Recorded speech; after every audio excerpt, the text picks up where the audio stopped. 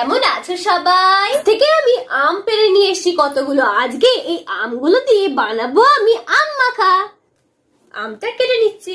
আমগুলো কিন্তু আমি ছোট ছোট করে চাকু দিয়ে কেটে নিয়েছি। আমগুলোকে এবারে হামানদিস্তির মধ্যে দিয়ে দিলাম।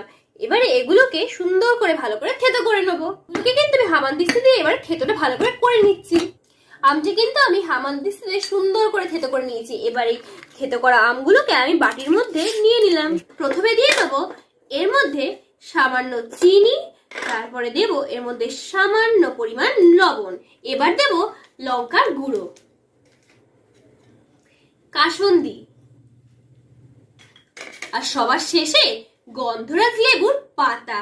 ব্যাস, এই তো। এবার এটাকে ভালো করে মাখিয়ে নেই। দেখেছো কালারটা কত সুন্দর এসেছে? আম মাখা কিন্তু রেডি। আম মাখাটা খেতে হয়েছে অসাধারণ।